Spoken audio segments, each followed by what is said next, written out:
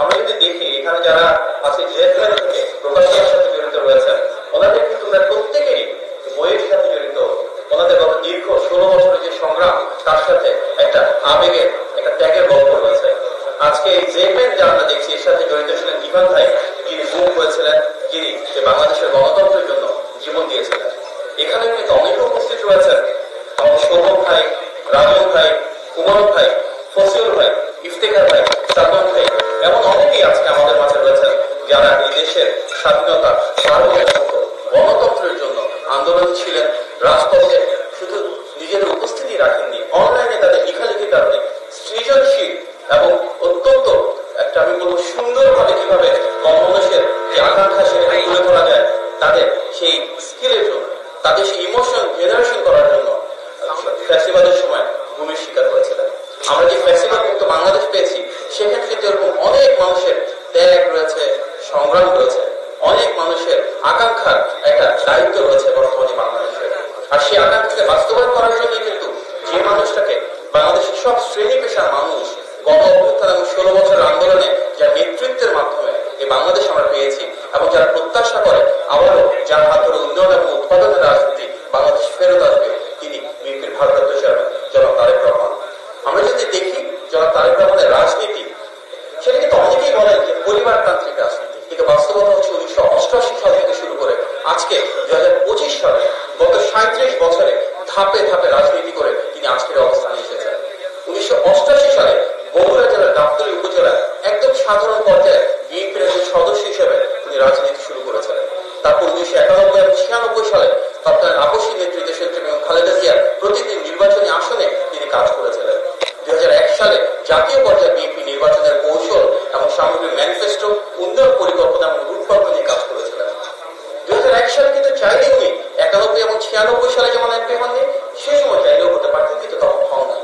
উনি এমন একজন নেতা যিনি দীর্ঘ সময় কখনো এমপি হন নাই, মন্ত্রী হন নাই, উপদেষ্টা হন নাই, কখনো হুট করে কোনো পদ বা রাষ্ট্রীয় অবস্থায় কোনো পর্যায়ে কোনো পদ ধারণ করেন নাই। এটা বাংলাদেশে না শুধু, দক্ষিণ এশিয়াতে না শুধু, বিশ্বে অনেকটাই নজিরবিহীন।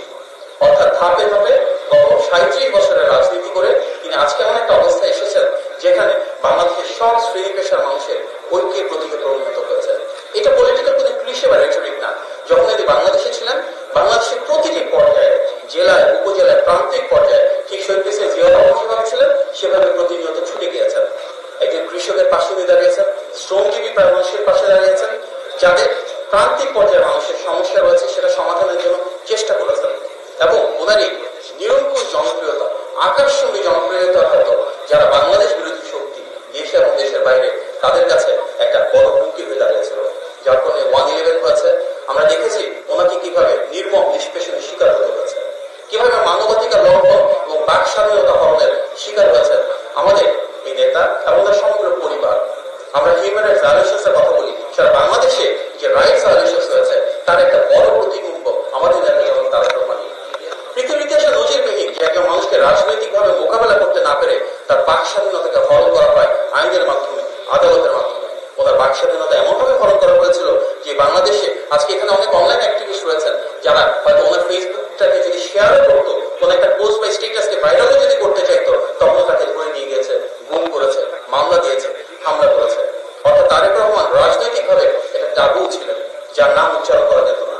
তারপরে তো বাস্তবতা এটাই যে ওনার নেতৃত্বে 16 বছরের ফ্যাসিবাদ বিরোধী আন্দোলন করেছে, ওনার নেতৃত্বে এই গণ অভ্যুত্থান হয়েছে।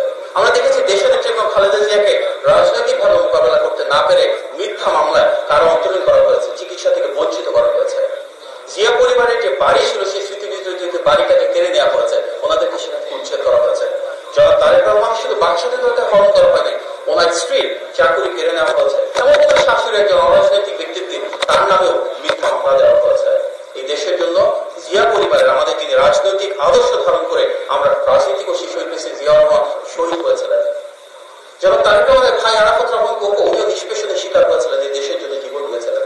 সুতরাং আমাদের এই বাংলাদেশে আজকে গণতান্ত্রিক পথযাত্রা আমরা রয়েছি, আমাদের যে আকাঙ্ক্ষা, আমাদের যে ত্যাগ, তার প্রতীক আমাদের নেতা জনাব তারেক রহমান, তার পরিবার। এবং আমরা দেখেছি ইতিহাসের প্রতিটি পর্বে যখনই বাংলাদেশ বিপদগ্রস্ত হয়েছে, যখনই বাংলাদেশ বিপদে গিয়েছে, এই জিয়া পরিবারের হাত ধরেই কিন্তু বারবার আমরা স্বাধীনতার ঘোষণা পেয়েছি, বহুদলীয় গণতন্ত্র পেয়েছি, সংসদীয় গণতন্ত্র পেয়েছি। সুতরাং আজকে আমাদের যে পরিচয়, যে আকাঙ্ক্ষা, আমরা স্বাধীন, সার্বভৌম এবং গণতান্ত্রিক বাংলাদেশে থাকতে চাই, এর প্রত্যেকটার সাথে জড়িয়ে রয়েছে বিএনপি, এর প্রত্যেকটার সাথে জড়িয়ে রয়েছে শহীদ প্রেসিডেন্ট জিয়াউর রহমান, দেশনেত্রী খালেদা জিয়া এবং জনাব তারেক রহমান। আমাদের যে গণ অভ্যুত্থান হয়েছে, সে গণ অভ্যুত্থানের আকাঙ্ক্ষা কিন্তু এগুলোই ছিল, আমরা নতজন পররাষ্ট্রনীতি থেকে তার বেরিয়ে এসে নিজেরা সোজাভাবে আমাদের দেশটা পরিচালনা করবো। আমাদের এখানে প্রত্যেকটা মানুষের অধিকার এবং স্বাধীনতা থাকবে, রাষ্ট্রীয় মালিকানা পুনরুদ্ধার করা হবে, এমন একটা বাংলাদেশ থাকবে যেখানে রাষ্ট্রের জবাবদিহিতা থাকবে, স্বচ্ছতা থাকবে। সেই বাংলাদেশ যদি আমরা পাই, তার জন্য আমাদের প্রয়োজন একটা অবাধ, সুষ্ঠু এবং গ্রহণযোগ্য নির্বাচন, যার মাধ্যমে জনগণের ম্যান্ডেট নিয়ে একটি সরকার রাষ্ট্র পরিচালনার দায়িত্বে আসবে। সেটি জানতাম বলে, সে বিশ্বাস ছিল বলে কিন্তু আমাদের নেতা জনাব তারেক রহমান একটি বৃহত্তর জাতীয় ঐক্যের মাধ্যমে 31 দফা প্রণয়ন করেছিলেন সেই 2023 সালে ফ্যাসিবাদের রক্তচক্ষুকে উপেক্ষা করে। তার কারণ আমাদের সে বিশ্বাস ছিল যে বিএনপির 60 লক্ষ নেতাকর্মীর বিরুদ্ধে মিথ্যা মামলা হয়েছে, আমাদের 4300-এর বেশি নেতাকর্মী গত 16 বছরে শহীদ হয়েছে, আমাদের 1000-এর বেশি নেতাকর্মী গুম হয়েছে। এই দীর্ঘ আত্মত্যাগের পরও বাংলাদেশের সবচেয়ে জনপ্রিয় এবং সবচেয়ে বড় রাজনৈতিক দল হিসেবে গণতান্ত্রিক বাংলাদেশের ভোটের অধিকার প্রতিষ্ঠা হলে বিএনপি রাষ্ট্র পরিচালনার দায়িত্বে আসবে। সেটিকে ধারণ করে রাষ্ট্র কাঠামো মেরামতের জন্য 31 দফা দেওয়া হয়েছিল, যেখানে একদিকে বাংলাদেশের প্রতিটি রাষ্ট্রীয় প্রতিষ্ঠানকে কিভাবে আমরা মেরামত করতে পারবো সেই রূপরেখা ছিল, কিভাবে আমরা বিচার বিভাগ, আইনসভা এবং নির্বাহী বিভাগের ভিতর ক্ষমতার ভারসাম্য তৈরি করবো, কিভাবে আমরা প্রধানমন্ত্রী এবং রাষ্ট্রপতির ভিতর ক্ষমতার ভারসাম্য তৈরি করবো, আমরা নিশ্চিত করবো রাষ্ট্রীয় প্রতিটি প্রতিষ্ঠান জনগণের মালিকানা পুনরুদ্ধার করবে এবং জনগণের কাছে দায়বদ্ধ থাকবে। সেই রূপকল্প যেমন আমাদের 31 দফায় ছিল, ঠিক একইভাবে বাংলাদেশের একমাত্র রাজনৈতিক দল হিসেবে প্রতিটি শ্রেণী পেশার মানুষের জন্য সুনির্দিষ্ট পলিসি প্রোগ্রাম ছিল। আমরা দেখেছি 31 দফা ছাড়িয়ে গত প্রায় 11 মাস ধরে জনাব তারেক রহমান প্রতিটি সেক্টরে ওনার ভিশন তুলে ধরছেন। নারীদের জন্য ফ্যামিলি কার্ড, কৃষকদের জন্য ফার্মার্স কার্ড, বাংলাদেশের প্রতিটি মানুষের জন্য হেলথ কার্ড, পর্যায়ক্রমে আমরা কিভাবে 1 কোটি কর্মসংস্থান তৈরি করবো সেটার জন্য সুনির্দিষ্ট রূপকল্প, আমরা আমাদের নাগরিক সমস্যা কিভাবে সমাধান করবো, ট্রাফিক সমস্যা কিভাবে সমাধান করবো, কৃষি উৎপাদন কিভাবে নিশ্চিত করবো, কৃষকদের জন্য কিভাবে ন্যায্য মূল্য নিশ্চিত করবো, এই প্রতিটি বিষয় তিনি তুলে ধরছেন। আমরা যদি আমাদের শহীদ প্রেসিডেন্ট জিয়াউর রহমানের আদর্শকে ধারণ করে বাংলাদেশের সামনের দিকে এগিয়ে নিয়ে যেতে চাই, দেশনেত্রী বেগম খালেদা জিয়া আমরা বাংলাদেশকে চালিয়েছে সেটাকে আবার ফেরত আনতে চাই, তাহলে জনাব তারেক রহমানের হাতকে শক্তিশালী করে আমাদেরকে নিশ্চিত করতে হবে একটা অবাধ, সুষ্ঠু এবং গ্রহণযোগ্য নির্বাচনের মাধ্যমে, জনগণের ম্যান্ডেটের মাধ্যমে সেই সরকার আসে যারা প্রয়োজনীয় সংস্কার করবে, প্রয়োজনীয় উন্নয়ন কাজ নিশ্চিত করবে এবং জনগণের যে আকাঙ্ক্ষা সেটি প্রতিফলন আমাদের রাষ্ট্র পরিচালনায় নিশ্চিত করবে। আমরা সেই বাংলাদেশের প্রতীক্ষায় রইলাম এবং আমরা সবাই আমাদের নেতার হাতকে শক্তিশালী করে আমাদের সেই আদর্শকে বাস্তবায়নের জন্য কাজ করবো, সেই প্রত্যাশা রেখে এবং মঞ্চে উপবিষ্ট আমাদের সিনিয়র নেতৃবৃন্দ যারা আমাদের শুধু দলের না বাংলাদেশের অভিভাবক, ওনাদের সবাইকে অভিনন্দন এবং আয়োজক বৃন্দকে আবারও ধন্যবাদ জানিয়ে বক্তব্য শেষ করছি। আসসালামু আলাইকুম।